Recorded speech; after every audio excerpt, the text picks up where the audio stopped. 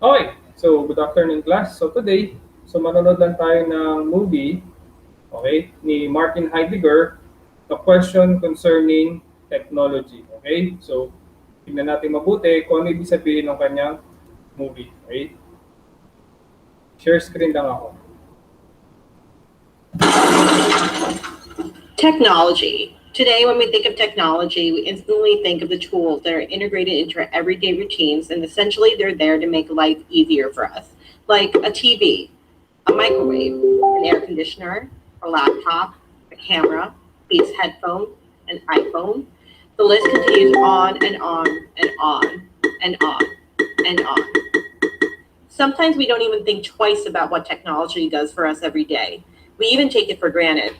Technology now is as natural to us as it is riding a bike. We think of technology as a means to an end as well as a human activity. But what exactly the is technology? What do all technological things have in common?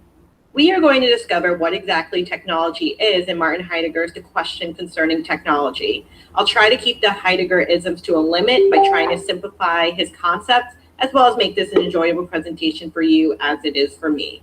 So yes, technology is a means to an end, otherwise known as the instrumental, and a human activity, otherwise known as the anthropological. Statement enough for Heidegger? No, of course not. It's Heidegger. He says, yes, it is technically correct, but not adequate enough to define what technology really is. So in order for us to fully comprehend technology, we need to have a free relationship to it. And we will discuss exactly what Heidegger means by that later on. It is also important that in Heidegger's world that we do not view technology the way we think of it currently, which are instrumentals or tools or aids, such as the iPhone, glasses, or even Donald Trump's toupee. But instead, we are seeking technology's essence. It is crucial for Heidegger and also for us that we know that technology does not equal to technology's essence. When we discover technology's essence, we discover the commonality that all technologies share. But let's rewind a bit. Technology is a means to an end and a human activity. But suppose now that technology were no mere means, how would it stand with the will to master it? We will not find this essence if we think conceptually, but rather we need to approach this metaphysically. Heidegger moves away from this idea of instrumental versus anthropological, and now we dig deeper into its philosophical side. Wherever there's an effect, there is a cause. Technology is an instrumentum, so wherever instrumentality reigns, there reigns causality. Heidegger now dives into Aristotle's metaphysics of causality, otherwise known as the four causes. Heidegger uses the silver chalice as an example in explaining these causes. So first we have the causa materialis, the matter or material of which it is made, and in this case we have the silver. Secondly, we have the causa formalis, the logos or form structure in which it is shaped, in this case the chalice curved form. Thirdly, the causa efficiens, the source of the change or rest that brings about what is made, in this case the silversmith. And last but not least, the fourth cause, the causa finalis, the final effect and reason of why it is made, in this case the sacrificial rite. And voila, what is revealed? This silver Heidegger often refers to the unconcealment. We bring forth from nothing.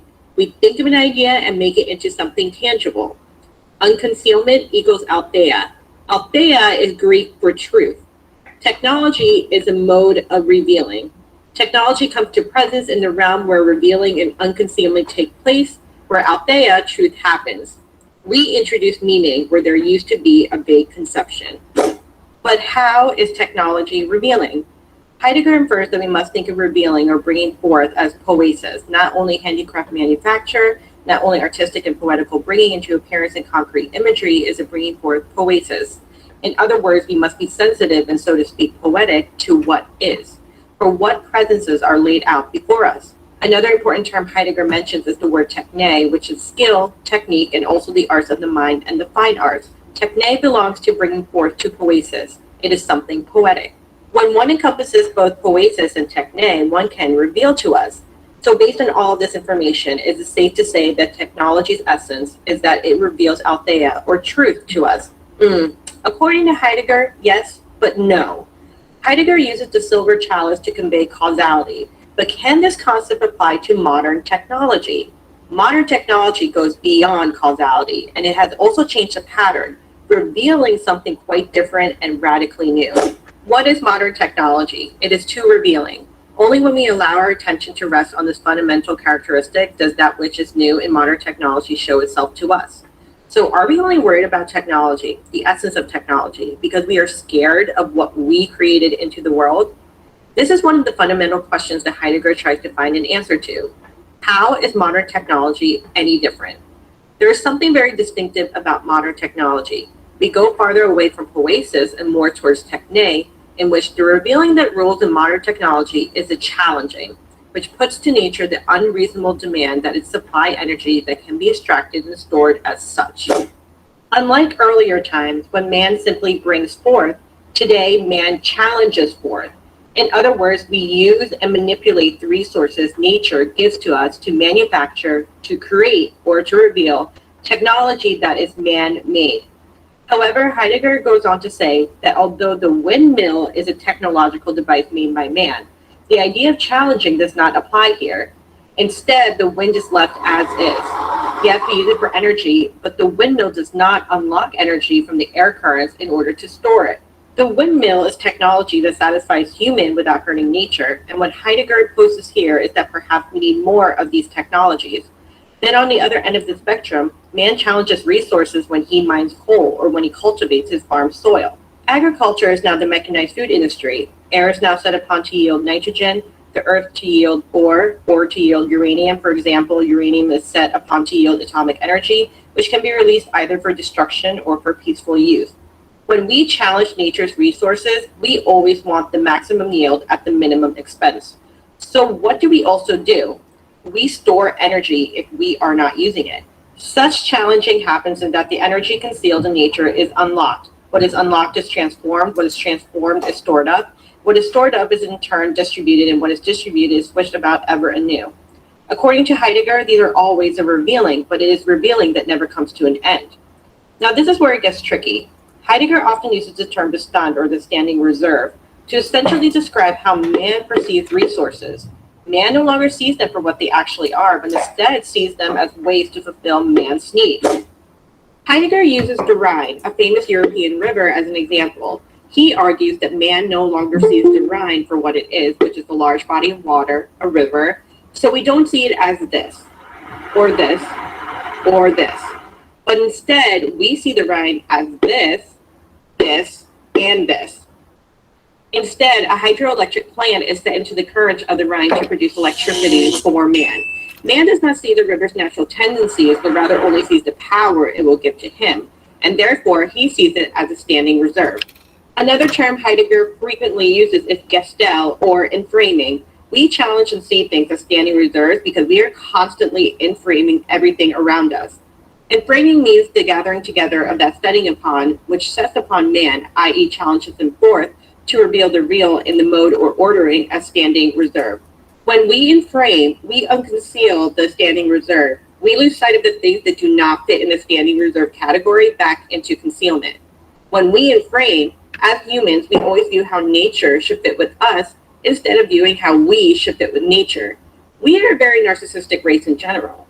Heidegger says that instead of allowing nature as Git, or to give, and to reveal on its own terms bringing forth, we enframe and take its resources for granted and appropriate them as standing reserves.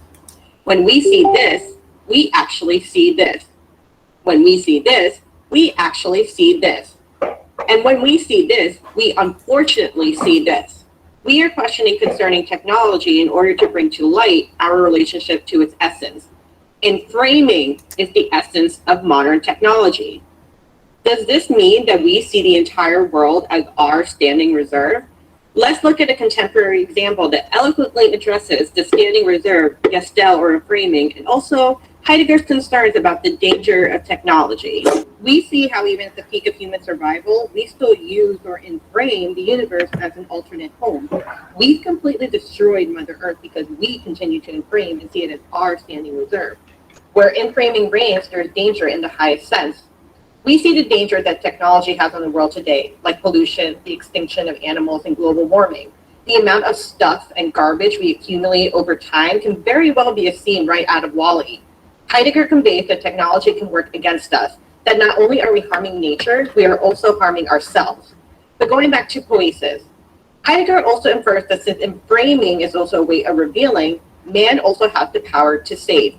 But where danger grows, the saving power also poetically dwells man upon this earth. Fundamentally, if we realize how our orientation fits with the world and realize that we enframe the world around us, we can save ourselves from the damage enframing has done.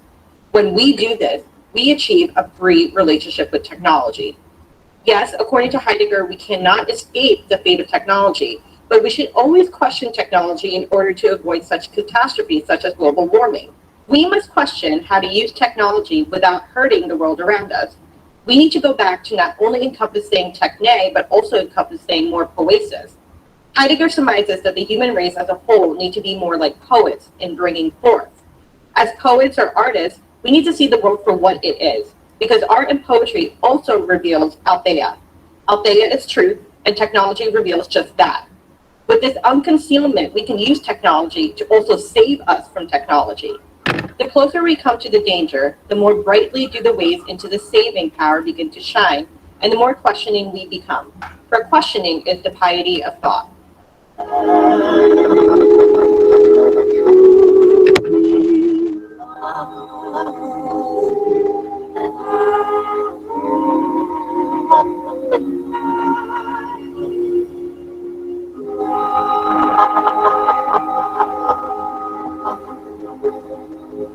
Oh no, gising pa? BSA, did you understand the movie, the video clip?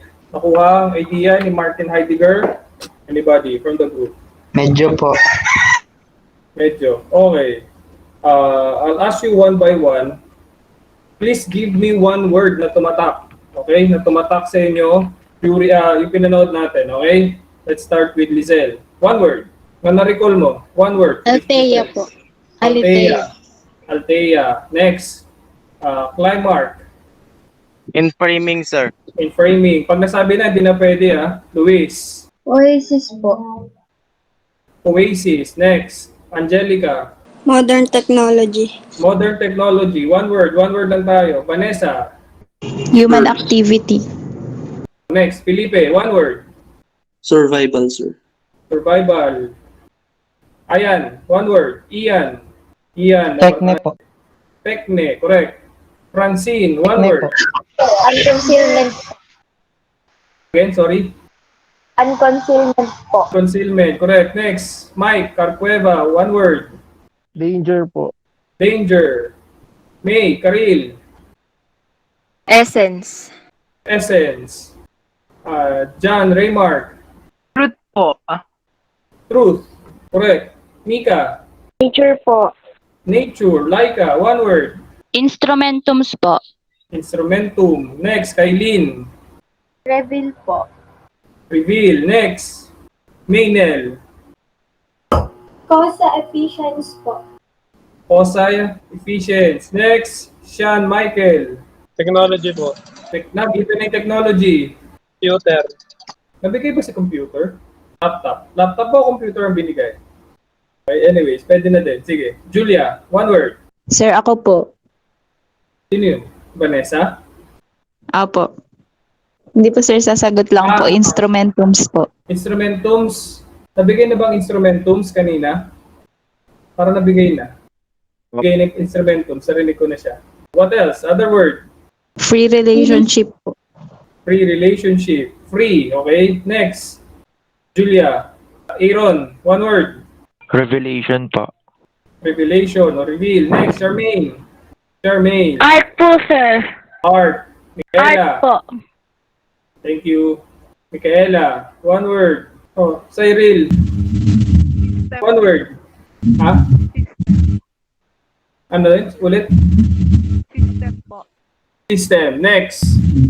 Angeline Gonzalez. One word. Finalis po. Causa finalis. Cosa finalis. Correct. Next. Casco. Joseph. One word. Gadgets po. Gadgets. Gadgets. Ronaldin.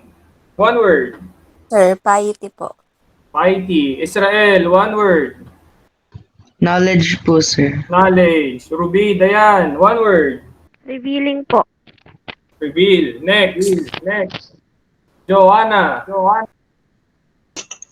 Althea, truth po, sir. Althea. Next. Krisha. Skill po. Frankie. One word. Frankie. Argente. Wala. Chris. Dagami. Idea po, sir. Idea. Sige. Next. Chris. Dagami. Last. Okay. Now, ano napag-aralan doon? Ano natutunan nyo regarding the Martin Heidegger concerning technology? Ano sinasabi niya doon? Technology makes our life easier. Tama? Tama ba? Technology makes our life easier. Example na yung sinabi nyo kanina. Mga gadgets, cellphone, and according to him, we cannot escape the fate of technology. Now, pag sinabing we cannot escape, during this time, can you still able ba na maglakad ng 5 kilometers for you to go to school? Walang power or walang electricity, walang cellphone, walang TV. Kaya pa? Kaya po. Maglalakad 5 kilometers papunta sa PUP? Basic. Yes, sir. Kaya po with tropa. O kaya with tropa, pero walang cellphone, kaya din. Walang ML, kaya din. Kaya lang kasi hindi pa nasusubukan. Ibang usapan na yun, sir, pag ML. Pag ML, pang usapan na hindi na kaya, di ba? Yun ang sinasabi ni Martin Heidegger, we cannot escape the fate of technology. Now, ano bang sinasabi niyon? We need to think not conceptually daw, instead we need to think metaphysically. Huwag mo daw tignan yung isang bagay conceptually. Kasi di ba, according to him, galing tayo inframing, di ba? Ano yung binigay niya example doon sa inframing? It's the Rhine River. Tama? Dapat daw yung Rhine River, makikita mo siya as what? Body of water, di ba? What else? Paano mo daw makikita ang Rhine River?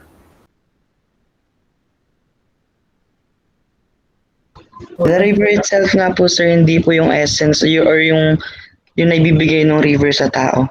Correct. So, di ba nakikita daw, dapat daw makita natin siya as a body of water, a flowing water, as a river itself. Okay? Huwag mo daw tignan yung Rhine River as a what? Geothermal that can produce electricity na pwedeng gamitin ng tao for his consumption, di ba? Kasi nga, ini-inframe natin ang isang bagay. Ini-inframe natin ang mundo. As a what? Ini-inframe natin ang Earth as a standing reserve. Ano sinabi niya sa standing reserve? Be stand, di ba? Pag be stand daw, it's just a standing reserve. Akala natin daw, hindi na uubos yung ating mga resources. Okay? Yun yung palaging tinitignan. Yun yung tinitignan ng mga tao. Di ba pag nakakita ka ng baka, ano nasa isip mo? Ano daw sinabi ng example pag nakakita ka ng baka? Food. Fast food. Okay. Pag nakakita ka daw ng baka, may fast foods, di ba? Burger patty. Yan. Pag nakakita ka naman ng mga kahoy, parang tingin mo sa kanila, pangsiga, panggatong, correct, panggatong, okay? Yun ang sinasabi ni Martin Heidegger. Huwag mo daw tignan conceptually isang bagay. Tignan mo daw siya or define mo daw siya metaphysically, okay? What else? We need to have a free relationship with technology. Kailangan daw magkaroon ka ng magandang relationship. Ano tawag niya doon? Instrumentum. Okay? We need to seek the essence of technology. Kasi daw, technology does not equal to the technology's essence. Magkaiba daw yung dalawa na yun. Hindi daw sila synonymous. Huwag mo pagpalitin yung dalawa. Hindi sila pwedeng gamitin interchangeably. Okay? Hindi sila equal. Iba ang technology sa essence of technology. Now, ano daw ang nangyayari sa atin ngayon? Okay? Natatakot tayo ngayon doon sa technology na kinikreate natin. Tama ba? Tama? Nasusundan niyo yung point natin? Opo. Okay? Natatakot tayo ngayon doon sa technology na ginawa natin. Okay? When we discover technology's essence, we discover the commonality that all technology shares. Yun ang sinasabi ni Martin Heidegger, okay? And also, for us to be able to appreciate the technology, we must be what daw? Ano sinabi niya ulit doon? Maging? Para ma-appreciate natin? Dapat daw tayo ay be poetic, di ba? Poesis, di ba? Kailangan daw maging poetic kasi daw ang mga poetic nakikita niya ang nature as it is. Hindi niya ini-frame ang nature. Yun yung sinasabi ni Martin Heidegger, okay? We must be sensitive. Huwag mo laging tinitignan yung katabi mo as kopyahan. Tignan mo yung katabi mo as your kaibigan, as tao. Sinasabi ni Martin Heidegger, di ba kapag may exam, kanino ka tatabi? Doon sa malaki magsulat, at the same time, doon sa matalino. Ini-inframe mo yung katabi mo. Ini-inframe mo siya as bilang kopyahan. Okay? Pero hindi mo siya tinitignan as a tao. As a human, as a friend, as a person. Okay? Huwag daw ganun. Okay? What else? Sabi niya, we need to see the world as it is. Kung ano yan, yan na yan. Pag nakita mo isang bagay, yun lang siya. Huwag mo siyang ilalagay doon sa isang bagay na parang patatas. Patatas lang siya. Huwag mo siyang tingnan as French fries. Huwag mo siyang tingnan as mashed potato. Hindi siya ganun. Pag nakakita ka ng baboy, tignan mo lang siya as baboy. Okay? Huwag mo siyang tignan as tiempo, di ba, pigi. Okay? Yun yung sinasabi ni Martin Heidegger. Kailangan daw kino-question natin we need to question concerning technology. Okay? Naintindihan nyo yung movie ni Martin Heidegger. Napakaigsi lang niya. 16 minutes lang siya, pero malakas ang dating. Sundan, class, yung movie. Kuha? Opo. Okay, now. May activity ako ipopost doon sa GC natin. Try to answer ha. Huwag nyo tingnan sa Google ang sagot. Okay? Tingnan nyo lang kung masasagutan nyo based on our discussion. Okay? Malinaw. Question. Opo. Question regarding Martin Heidegger. Sundan. Yes, sir. Sure kayo ha. Sige, kung wala na, camera. Dating gawin tayo. Kasama to sa finals natin, class ha. Kasama natin. Sir, meron po ba kayong copy ng soft copy nung lahat po nung mga diniscuss niyo? Nandun naman siya sa video record, yung recorded natin, nandun naman siya lahat. Thank you po. Sige. Pwede nyo naman balik-balikan nyo. Okay? Okay. Kung wala nang question, ingat kayo dyan, class. Bye-bye. Bye-bye, sir. Thank you po. Ingat, ingat. Thank you, sir. Thank you po, sir. Ingat, bye-bye. Stay safe, everyone. Bye-bye. Thank you, sir. Stay at home tayo. Stay safe po. Bye-bye.